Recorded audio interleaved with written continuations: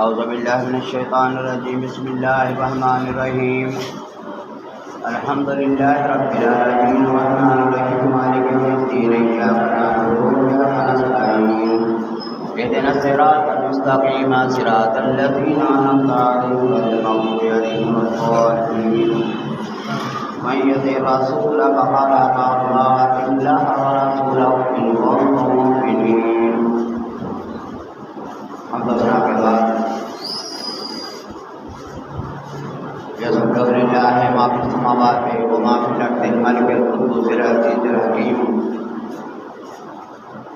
له مقاليد السماوات والارض والذين كفروا بآياتنا اولئك هم الخاسرون۔ ان الله يرزق من يشاء بغير حساب، الله يبسط الرزق لمن يشاء ويقدر انه كان بعباده خبيرا۔ مدح ثنا اس اللہ کی جو سب کا مالک ہے، سب کا خالق ہے، سب کا رازق ہے، وہی ذات سجدے کے قابل ہے، وہی رکوع کے قابل ہے، اور وہی ذات ہے جو عبادت کے قابل ہے۔ من یطع الرسول فقد اطاع اللہ، قرآن پاک میں ارشاد ہے کہ جس نے رسول کی اطاعت کی اس نے حقیقت میں اللہ کی اطاعت کی۔ وَأَطِیعُوا اللَّهَ وَرَسُولَهُ إِن كُنتُم مُّؤْمِنِینَ، اللہ اور اس کے رسول کی اطاعت کرو اگر تم مومن ہو۔ وَأَطِیعُوا اللَّهَ وَرَسُولَهُ وَأَنتُمُ الْأَعْلَوْنَ إِن كُنتُم مُّؤْمِنِینَ، اور تم غالب آؤ گے اگر تم مومن ہوئے۔ لَا تَهِنُوا وَلَا تَحْزَنُوا، مت گھبراؤ، مت پریشانی میں پڑو۔ لا تنازعوا، آپس میں نزاع جھگڑا مت پیدا کرو۔ اللہ فرماتے ہیں بتذهب ريحكم، تمہاری ہوا اکھڑ جائے گی اور تم کمزور پڑ جاؤ گے، اور تمہاری طاقت جو اکھڑ جائے گی۔ تو اللہ اور اس کے رسول کا یہی فرمان کہ وَاعْتَصِمُوا بِحَبْلِ اللَّهِ جَمِيعًا وَلَا تَفَرَّقُوا، اے لوگوں آپس میں تفرقہ مت ڈالو اور اللہ کی رسی کو مضبوطی سے پکڑے رہو۔ اور فرمایا کہ اللہ کی رسی کیا ہے؟ یہ قرآن مجید ہے، حدیث رسول ہے، محمد پاک کی ہستی ہے، جو اللہ کی توحید سے، رسالت سے الگ ہو گیا، وہ اللہ کی رسی سے الگ ہو گیا۔ اب اس سے مراد یہ رسی نہیں ہے جو آپ یہ رسے باندھتے پھر رہے ہیں، اس سے مراد اصل میں اطاعت الہی ہے، اطاعت خداوندی ہے، اطاعت قرآن ہے۔ اس کو کہا ہے حبل من اللہ، کہ قرآن کو مضبوطی سے پکڑے رہو۔ اگر تم نے قرآن کا دامن چھوڑ دیا تمہاری حالت ایسے ہو جائے گی جیسے اب ہے۔ تو میرے بھائیوں ایسا ہو نہیں سکتا کہ محمد مصطفیٰ صلی اللہ علیہ وسلم کی جس نے اطاعت کی اور وہ قوم جو ہے خسارے میں چلے۔ نبی علیہ السلام کی بات ماننے والا کبھی ناکام نہیں ہوا۔ آپ کھانا کھاتے بسم اللہ پڑھ کر اور اس کے بعد الحمدللہ پڑھتے ہیں۔ میرے پاک نبی نے فرمایا کہ یہ نیت کرو کہ اللہ تعالیٰ بھوک مٹاتا ہے، اللہ تعالیٰ پیاس مٹاتا ہے، پانی پینے سے پیاس نہیں بجھتی، کھانا کھانے سے بھوک نہیں مٹتی، اللہ مٹاتا ہے۔ فرمایا جس نے ایک نیت سے اللہ کے رسول کی مطابقت میں کھانا کھایا اللہ تعالیٰ اس کی زندگی کے گناہ کو معاف فرما دے گا۔ آپ نے تو قدر ہی نہیں کی، وما قدر اللہ حق قدر ہی، اللہ فرماتا ہے تم نے قدر نہیں کی اللہ کی جیسے کہ کرنی چاہیے تھی۔ واللہ حق ان تخشاہ، یہ سب سے قریب ہے کہ تم اللہ سے ڈرو، لیکن تم لوگ ایسے ہو اللہ کو چھوڑ کر غیروں سے ڈرتے۔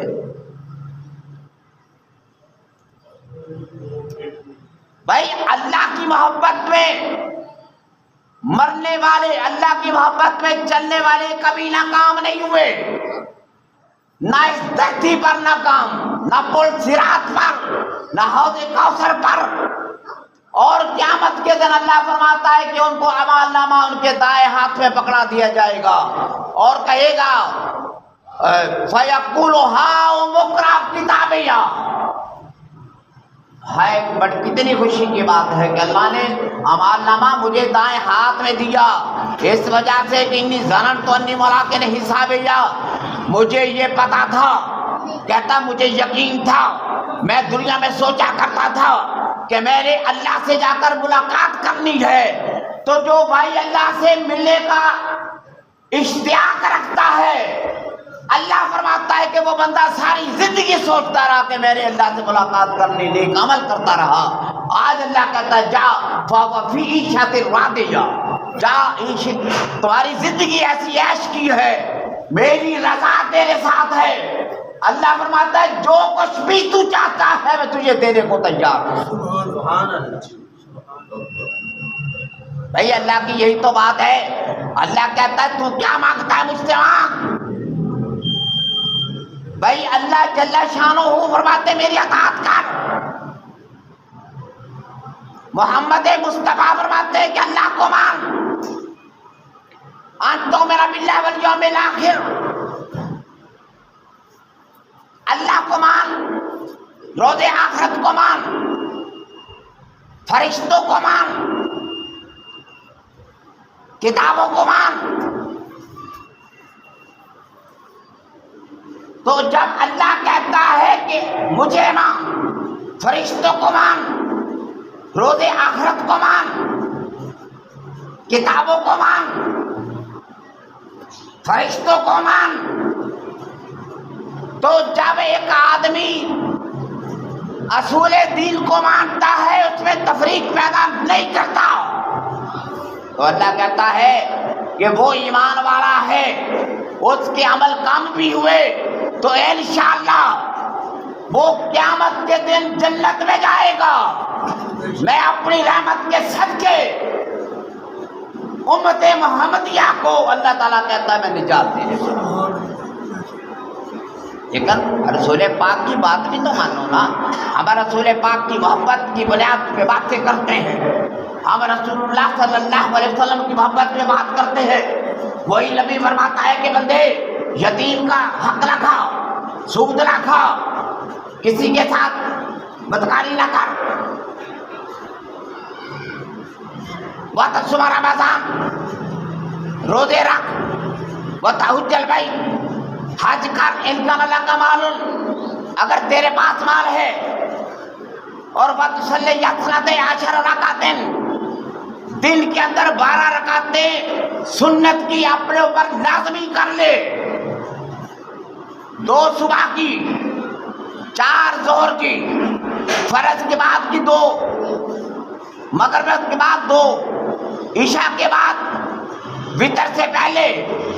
میرے پاک نبی نے فرمایا کہ وَتُصَلِّ اثْنَتَیْ عَشَرَ رَکعَةً فِی کُلِّ یَوْمٍ وَلَیْلَةٍ، کہ 12 رکعتیں ہمیشہ روزانہ پڑھ، اللہ کی بندگی میں آ جائے، اللہ کی اطاعت میں آ جائے۔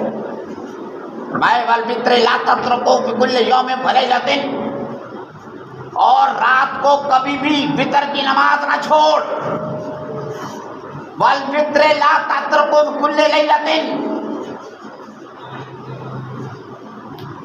کہ وتر کو پڑھنے والا اللہ کے قرب میں آ جاتا ہے۔ لا تشرک باللہ شیئا، اللہ کے ساتھ کسی کو شریک نہ ٹھہرا، ولا تعق والدیک، اللہ کے نبی فرماتے ہیں تمہیں آگ میں جلا دیا جائے، تمہارے گھر بار کو جلا دیا جائے، تمہارے بچوں کو جلا دیا جائے، تمہاری ساری جائیداد کو جلا دیا جائے، لیکن اللہ کے ساتھ کسی کو شریک نہ ٹھہرا، تیرے ٹوٹے ٹوٹے کر دیے جائیں، لیکن پھر بھی تو کہے کہ اللہ ایک۔ بھائی صحابہ کرام نے بڑی مارے کھائی تھی، بلال کو کتنا آزمایا گیا، حضرت خبیب کو کتنا آزمایا گیا، عمار یاسر کے ساتھ کتنا ظلم ہوا، زنیرہ کی آنکھیں نکال دی گئی، سمیہ کے ٹکڑے کر دیے گئے، بچے مر گئے، لیکن اللہ کے توحید کے ساتھ کسی کو نہیں ٹکرانے دیا، لا الہ الا اللہ محمد رسول اللہ پر جان دی۔ وہی پاک نبی اسی کے متعلق قرآن کہتا ہے لقد کان لکم فی رسول اللہ اسوۃ حسنۃ، کہ لوگوں تمہارے لیے بہترین زندگی نبی کی زندگی ہے۔ وہ جو بات کے لے لو جس سے روک دیں رک جاؤ، لا تعوق والدین کا۔ میرا پاک نبی فرماتے ہیں صلی اللہ علیہ وسلم، اے لوگوں کبھی اپنے باپ کے ساتھ، اپنے ماں باپ کے ساتھ زیادتی نہ کرنا، ان کی نافرمانی نہ کرنا، ولا تعوق والدین کا، کبھی ان کو جھٹکا نہ دینا، اپنے دل کے اندر بھی بدکاری نہ رکھنا ان کے لیے۔ یہ بہت بڑی بدکاری ہے جو ماں باپ کو گالی دیتا ہے۔ فرمایا یا رسول اللہ کوئی اپنے ماں باپ کو کیسے گالی دے گا؟ فرمایا جب تم اپنے ماں باپ کو، جب کسی کے ماں باپ کو گالی دو گے وہ تمہارے ماں باپ کو گالی دے گا تو اصل میں تم نے اپنے ماں باپ کو گالی دی۔ بھائی بہت بڑا گناہ ہے۔ میرے پاک نبی نے فرمایا ایسے لوگ ہوں گے قیامت کے دن اللہ نہیں ان کو بخشے گا۔ وہ لوگ کہیں گے یا اللہ ہمیں بخش دے، ہمیں بخش دے۔ اللہ کہے گا تم نہیں بخشے جا سکتے، تمہارا گناہ کیا ہے؟ فرمایا تم اپنے والدین کے نافرمان ہو، جب تک تمہارے والدین سفارش نہیں کرتے تم جنت میں نہیں جا سکتے۔ وہ نہیں مانیں گے، نہیں مانیں گے۔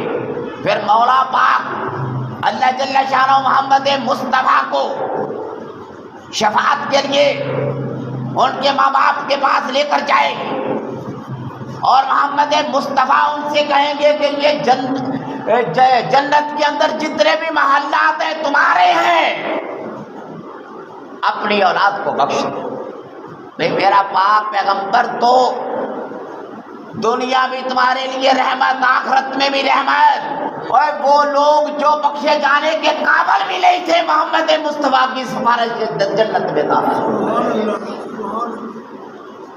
لا تعوق والدین کا ولا تاکل مال الیتیم، میرے پاک نبی نے فرمایا یتیم کا مال نہ کھانا۔ ولا تاکل مال الیتیم ان الذین یاکلون اموال الیتامى ظلما انما یاکلون فی بطونہم نارا، جو یتیم کا مال کھاتا ہے نبی پاک یہ قرآن پاک فرماتا ہے کہ وہ اپنے پیٹ کے اندر جہنم کی آگ کو بھر رہے ہیں، دنیا کے اندر بھر رہے ہیں۔ یاکلون فی بطونہم نارا، نہیں تم تو کہتے ہو نا پیسہ دیا کسی غریب کا یتیم کا، تم کھانا پکاتے ہو، مچھلی کو روسٹ کیا، انڈے کو روسٹ کیا، فلانا کھانا پکایا، تم بڑی لذت سے کھاتے ہو، جبکہ اللہ کہتا ہے تم جہنم کی آگ اپنے پیٹ کے اندر بھر رہے ہو۔ لا تاکل مال الیتیم ظلما لا تشرب الخمر، نبی علیہ السلام فرماتے ہیں کہ اے لوگوں شراب مت پیا کرو، کوئی بھی شراب، خمر، الخمر ما خمر العقل، ایسی چیز جو تمہاری عقل کو اندھا کر دے، ماں باپ کی تمیز کو ہٹا دے۔ شراب کے علاوہ کوئی بھی نشے کی چیز کا استعمال بند کر دو، اور اس حد تک کہ جب تم نے شراب پی ہے تم، فرمایا میرے پاک قرآن کے اندر لگا ہے کہ تم نماز کے قریب ہی نہ جاؤ جب تم شراب پیتے ہو۔ بڑی وعیدیں آئیں گے اس کے بارے میں کہ اللہ تعالیٰ کے پاک نبی نے فرمایا کہ اللہ تعالیٰ یوم عرفہ کو پوری کائنات کو بخش دیتا ہے، لیلۃ القدر کو بخش دیتا ہے، شب برات کو بخش دیتا ہے، لیکن بوڑھا زانی، عادی شرابی اور ایسا آدمی جو ماں باپ کا نافرمان ہو، اللہ تعالیٰ ان کو نہیں بخشتا جب تک کہ وہ توبہ نہ کرے۔ لا تاکل مال الیتیم ظلما لا تشرب الخمر، لا تزن، بدکاری نہ کرو، لا تقربوا الزنا انہ کان فاحشہ وساء سبیلا، اللہ کہتا ہے زنا کے قریب نہ جانا، یہ اللہ سے بہت تمہیں دور کر دیتا ہے۔ الزنا یورث الفقر، میرے پاک نبی نے فرمایا کہ جو زنا ہے گھروں کے اندر غربت لاتا ہے۔ الزنا یورث الفقر ولا تقربوا انه كان فاحشا، میرے پاک نبی نے تو اس حد تک فرمایا کہ لوگوں ایک پڑوسی خود کی عزت کرو، فرمایا کہ پڑوسی کی عورت کے ساتھ زنا کرنا تو دور کی بات ہے، پڑوسی کے کتے کو پتھر بھی نہ مارو، پڑوسی کی اجازت کے بغیر اپنی دیوار کو اونچا مت کرو، پڑوسی کی اجازت کے بغیر پڑوسی کے معاملات اتنے ہیں، فرمایا میرے پاک نبی نے کہ اللہ تعالیٰ نے اتنی وصیت کی کہ مجھے شبہ ہوا کہ یہ وراثت کے اندر بھی پڑوسی حقدار بن جائے گا، ہم نے تو پڑوسیوں کا حق ہی نہیں ادا کیا۔ پڑوسی تو اللہ تعالیٰ والجار الجنوب، رشتہ داروں سے بھی پہلے پڑوسیوں کا ذکر کرتا ہے کہ لوگوں من کان یؤمن باللہ والیوم الآخر، جو اللہ اور اس کے رسول پاک ایمان رکھتا ہے وہ مہمان کی عزت کرے اور اپنے پڑوسی کی بھی عزت کرے، اس کے گھر کی حفاظت کرے۔ اوے بھائی آپ نے حفاظت کیا کرنی ہے؟ چار چار تالے لگا کے جاتے لوگ، اندر تالا، صحن میں تالا، برآمدے میں تالا، پھر بھی چوری ہو گئی، رات کسی نے لگائی سیڑھی۔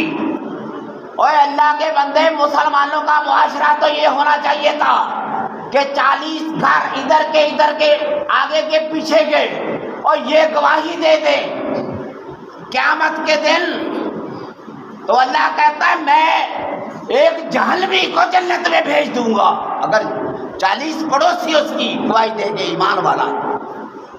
وہی اتنی پڑوسی کی اتنی حیثیت ہے کہ اگر پڑوسی کہے کہ یہ بندہ اچھا ہے،